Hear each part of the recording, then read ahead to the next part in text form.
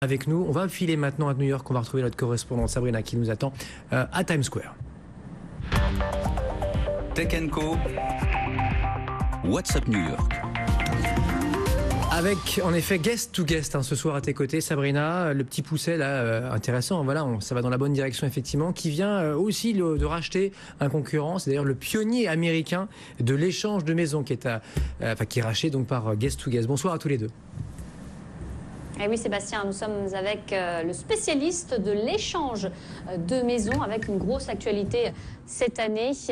Emmanuel Arnaud, merci d'être avec nous. Vous êtes le cofondateur et CEO de Guest to Guest Home Exchange que vous avez racheté il n'y a pas très longtemps. Vous êtes de passage à New York car installé depuis peu à Boston. Alors on démarre quand même peut-être pour rafraîchir les esprits de nos téléspectateurs sur cette méga opération, car dans ce sens-là, c'est pas très courant. Vous avez mis la main en début d'année sur Home Exchange, connu en France sous le nom de Troc Maison, pour 35 millions de dollars. L'américain pionnier du secteur, puisqu'il avait été créé il y a 25 ans.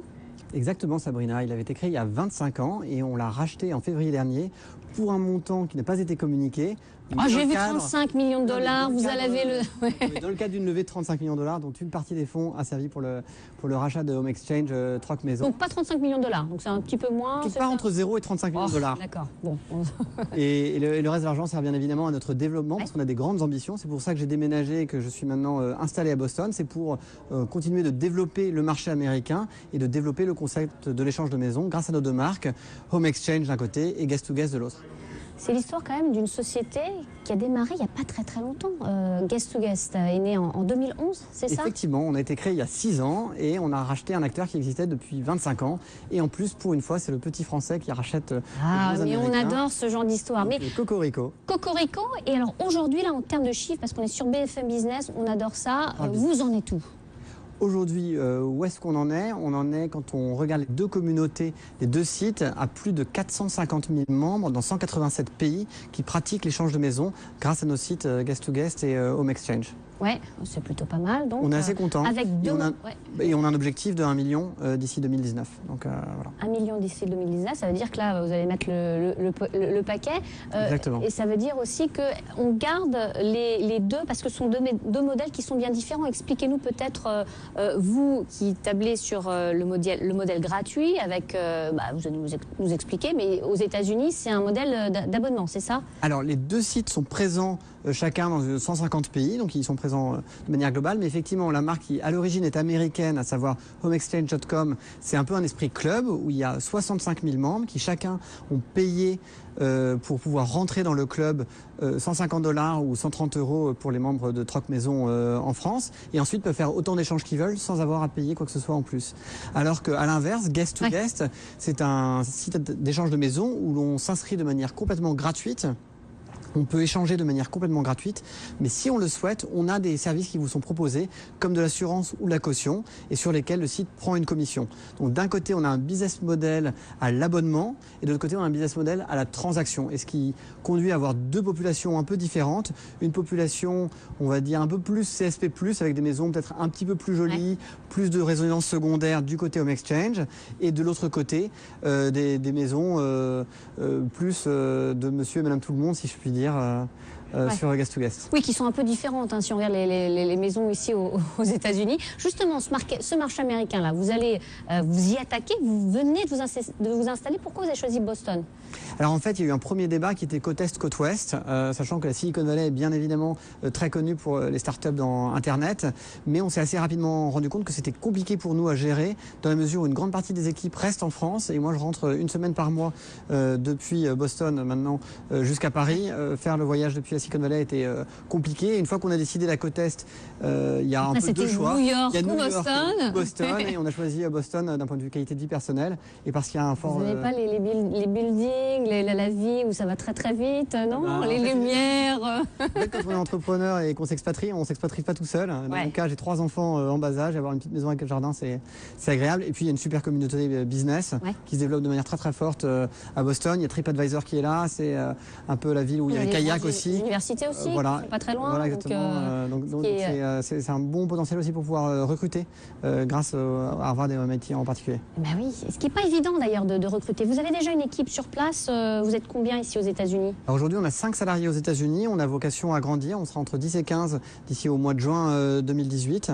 Et effectivement, le recrutement est un défi compliqué, auquel ça. on se... Vous êtes en ancien de Harvard, là, vous pouvez aller récupérer vos... Non? Voilà, j'utilise un peu la lumière des anciens, ouais. mais il y a quand même un vrai gap culturel, même ayant été en partie élevé aux États-Unis, il y a quand même un vrai gap culturel sur les notions de RH entre la France et les États-Unis qu'on apprend.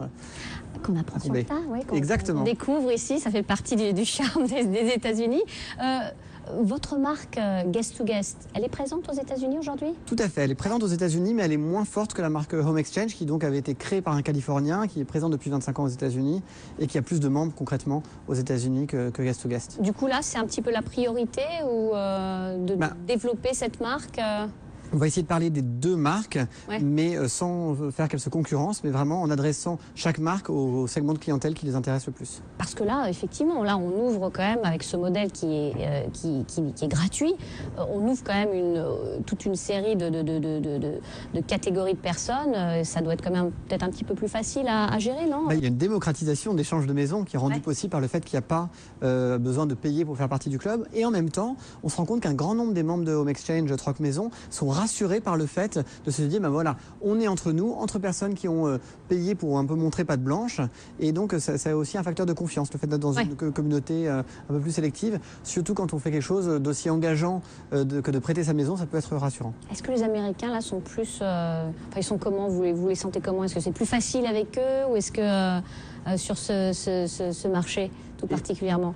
Eh ben, en fait, sur le marché de l'échange de maisons, c'est à la fois un marché qui est très mature, parce que ça fait 25 ans donc il y avait cet acteur de Home Exchange qui était présent sur place, et en même temps un marché qui a été vraiment secoué avec l'arrivée, bien sûr, d'Airbnb, toutes les plateformes. On a le droit d'en parler, Airbnb, oui. Bah oui, forcément, on en parle C'est dans le secteur. C'est votre plus gros concurrent aujourd'hui ou... Alors, on n'est pas exactement concurrents. Vous ne faites pas la même chose, oui. On fait pas la même chose. Donc Justement, expliquez-nous là, c'est quoi? Qu'est-ce qui est différent pour ceux qui ne s'y connaissent pas trop? Bien sûr, Airbnb, c'est de la location. Donc l'idée, c'est de pouvoir gagner de l'argent avec son appartement ou de plus en plus fréquemment avec un appartement qu'on a acheté exprès pour pouvoir faire du Airbnb. Ouais, là c'est différent. On voilà, guest to guest, c'est de l'échange. Donc quand je vais en vacances, je ne paye rien. Et je me loge chez quelqu'un qui habite là, qui est bien sûr pas là pendant que j'y suis, et qui elle-même va venir chez moi, par exemple, pour faire un échange réciproque. Mais elle peut aussi faire un échange non réciproque, c'est-à-dire je vais chez quelqu'un qui n'a pas envie de venir chez moi, donc je lui donne des points, et avec ces points-là, cette personne-là va aller ailleurs. Par exemple, à titre personnel, pour Thanksgiving, grande fête américaine, je vais aller à Montréal et faire un échange avec des points. Donc, la personne de Montréal va elle-même partir, elle va aller à San Francisco pour les vacances. Bah, elle ne va pas aller chez vous.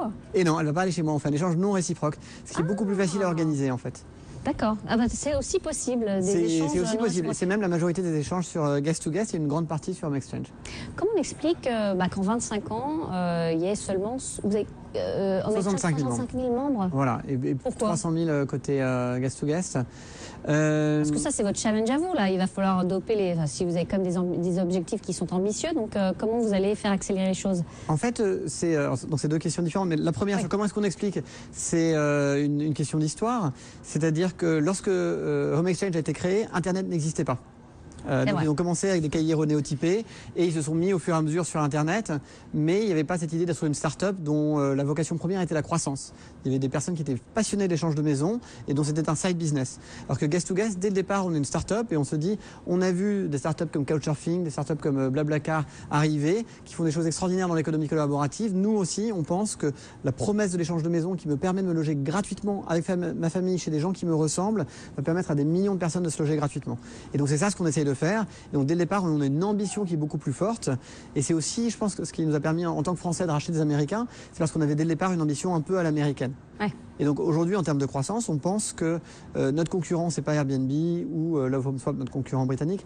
On pense que notre concurrent, c'est juste le fait qu'il y a tellement de personnes qui n'aient pas essayer l'échange de maison parce qu'ils ont des préjugés sur l'échange de maison, ça leur fait peur. Et on se compare un petit peu à un Blablacar quand les gens avaient peur de faire du stop et qu'il fallait passer à l'acte, et la première fois qu'on le fait, et puis on se rend compte que c'est très facile à faire, qu'on soit passager ou conducteur. Ben, c'est la même chose pour l'échange de maison. On a plein de petites peurs qui sont associées à l'échange de maison, mais en fait c'est très facile. Nos membres adorent, on redemande, et donc on cherche à convaincre tout le monde de s'y mettre. Avec d'autres acquisitions à venir? Ou là, vous digérez là? Ah, peut-être, vous ne dites pas là, ça y est, on digère. Non, on sait peut-être, on dit jamais non. Home Exchange était notre 3e acquisition, donc Ouais. c'est la plus grosse de très loin, mais c'est notre 3e. Donc là on la digère, ça prend un petit peu de temps, mais on a vocation à grandir, à devenir de plus en plus grand. Eh bien, vous nous tenez au courant. Vous venez nous voir ici, hein, quand vous voulez. Vous n'êtes pas très loin d'ailleurs. Merci beaucoup, Emmanuel. Merci Sabrina. Sébastien, à toi. À très vite à tous les deux. Donc Sabrina, depuis New York, la côte Est, courte